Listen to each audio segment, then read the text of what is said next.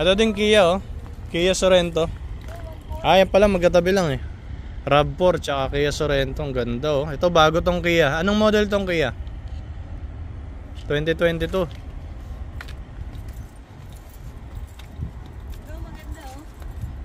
Kia guys oh. Ang ganda sa loob oh. Sarap i-drive. Maalikabok.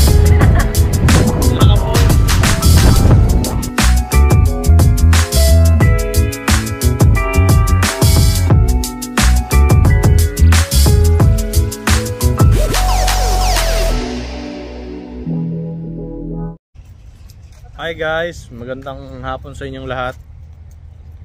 Andito kami ngayon sa ano ba to? Ace Hardware.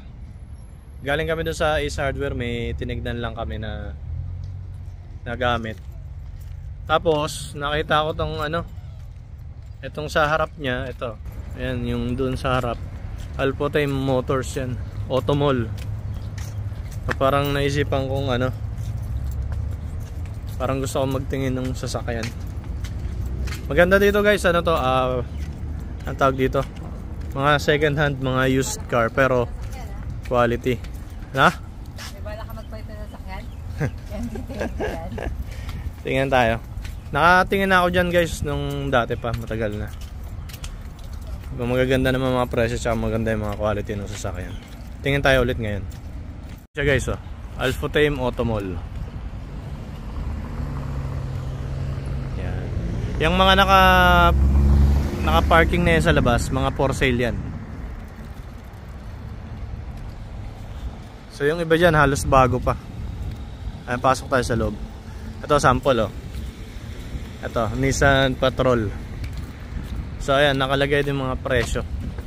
Ito 239,000. Ito 154. Ayan yung monthly nya, 2,400. Marami yan. Ito mga naka-display sa labas, mga kumbaga mga bagong modelo to na parang top of the line nila. Sa loob yung mga maliliit, mga sedan. So dito lang yan guys sa Festival City. Sa gitna ng IKEA. Ayan yung IKEA. Tapos dito sa likod namin yung yung Ace Hardware naman. Maganda magtingin dito guys.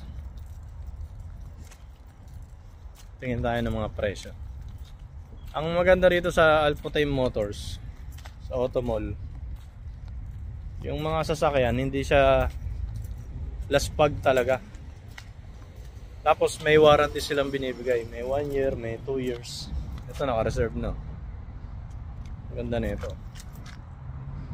Mazda. Pakita ko sa inyo yung mga klase ng sasakyan. Ayan oh.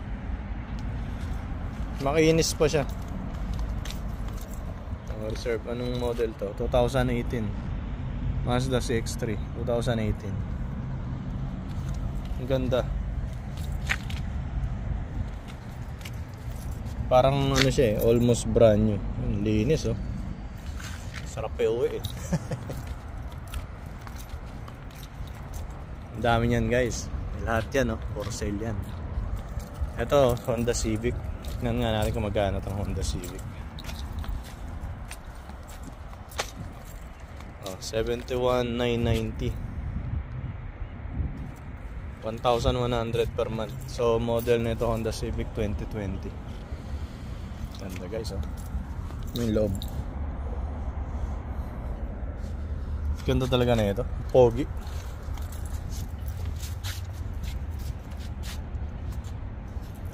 Ganda.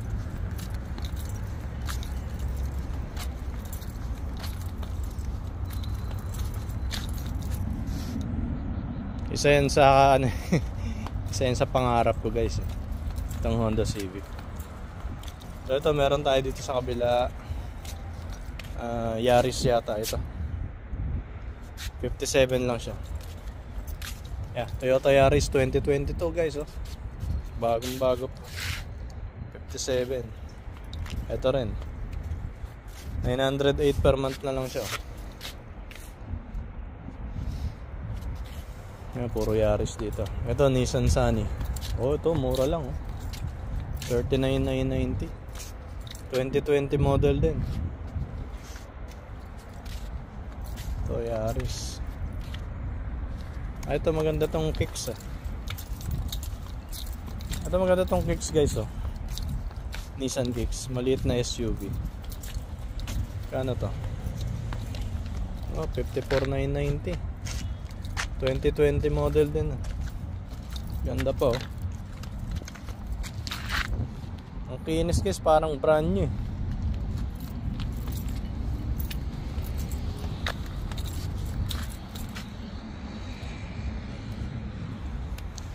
Tapos yun nga guys, yung maganda rito sa mga sasakyan dito, hindi siya laspag, hindi siya gamit na gamit. Pag chinek nyo siya sa system, papakita sa inyo yung lalo na yung mileage. Makikita nyo yung mileage, sobrang baba. Meron akong in-inquire nun, nasa 30,000 lang yung mileage. Yung iba kong in-inquire na mga 2018 model, 19 model, yun medyo mura yun. Wala pang 100,000 yung mileage nila. Ito yung mga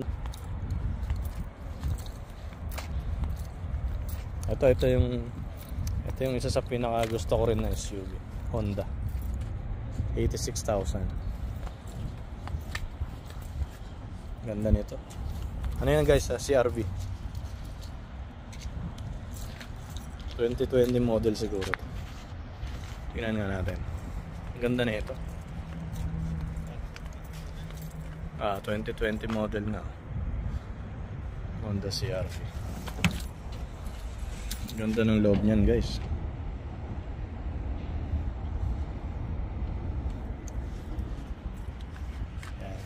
Ito yung pag may free time kami ni Rhea,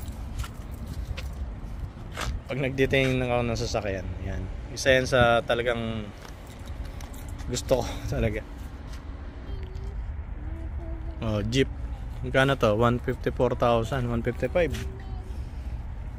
Ganda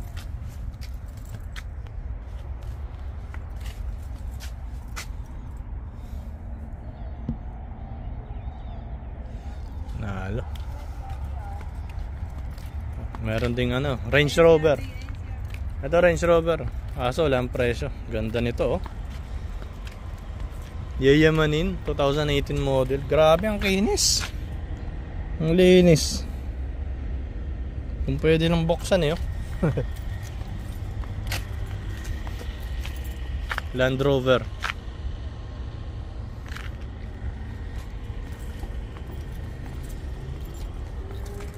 Ito din Kia Kia Sorento. Yan pala magkatabi lang RAV4 tsaka Kia Sorento. Ang ganda Ito bago tong Kia. Anong model tong Kia? 2022.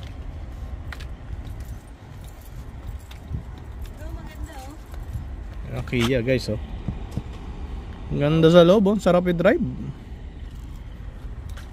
2022 model nga. Ang galing ko talaga Ito maganda. 119,000. Teka lang, pakita ko itong Ganda na itong Kia bagong modelo. RAV4. Ito yung guys, RAV4. Ganda rin itong RAV4 na to, Toyota. 94,990 lang. 2021 model. Siyempre Toyota yung isa sa pinaka reliable na brand ng sasakyan. Ang sakit ng ulo.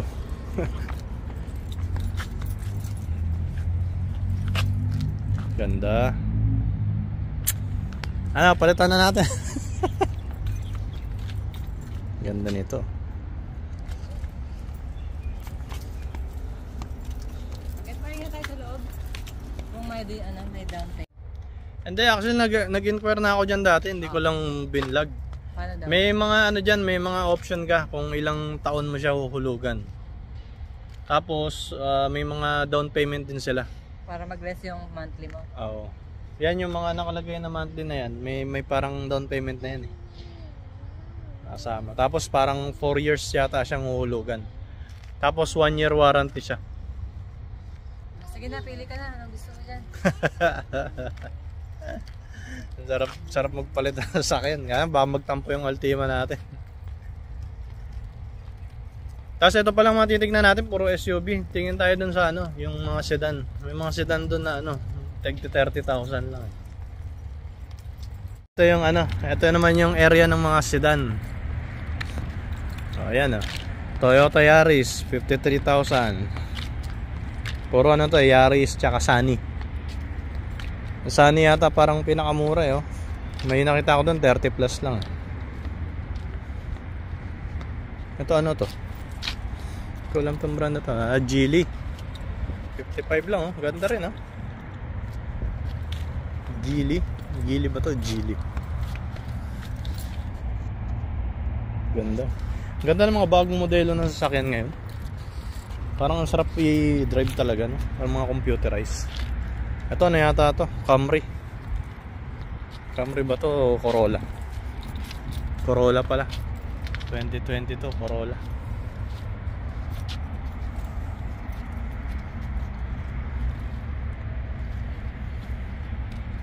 Yan.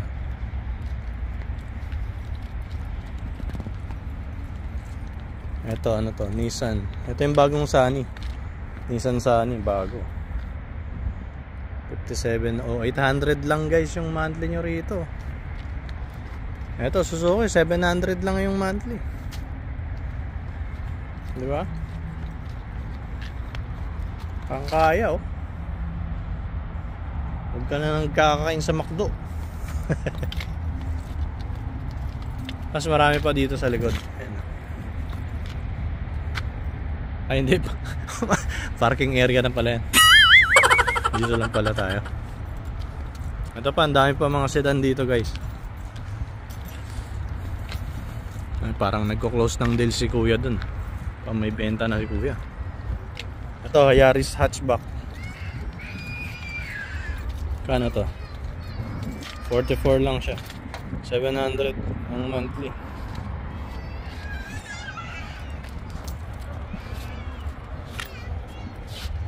Ito bagong Kia to guys oh. Kia Pegas 700 lang monthly. Tapos guys dito sa may bandang harapan, dito yung mga supercar nila, yung mga sports car kagaya nito Mustang. Magkano kaya to? 2 doors mga sports car. Ganda oh. Ano ba to? Ford? Ba't Ford? Ford Mustang Fastback. Ilang presyo nakalagay guys eh. Ito Civic 92. Ito ganda nito. Vin Diesel Dodge Challenger 2019 139,000. Ayan o, ganito Vin Diesel. Angas oh.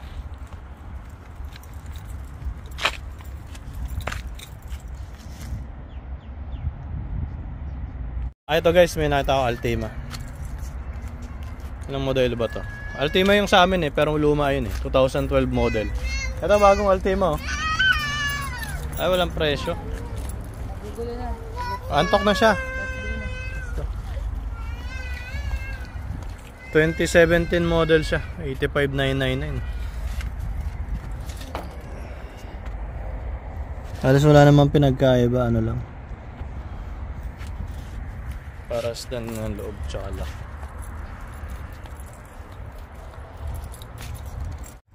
So yun guys, try namin magtanong sa loob kung paano yung sistema, kung paano yung bayaran, tsaka kung afford ba. Pero parang parang gusto talaga namin magpalit, gusto namin mag-upgrade. Kung sakasakaling magpapalit man kami, kung talagang kayang magpalit, siguro mag-upgrade kami ng yung SUV. Baka yung CRV o kaya yung RAV4. Pero hindi pa naman sigurado 'yun. Siyempre pag-uusapan namin, matagal na desisyonan 'yun. So yun guys, ano sa palagay nyo? Tama ba yung mga presyo dito? Maganda ba yung mga presyo? Ha? Fortuner. Ayun na, Fortuner oh. Laki na ito ah. Hindi naman yan binibenta sa customer yan. So yun guys, ano sa palagay nyo yung mga presyo ng sasakyan dito?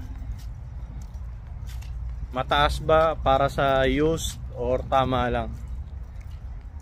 So kung may mga ano kayo, comment nyo lang dyan sa baba. Ganda. So yun lang guys, bye bye. Maraming salamat sa pagsama sa amin ngayon. See you ulit sa next vlog.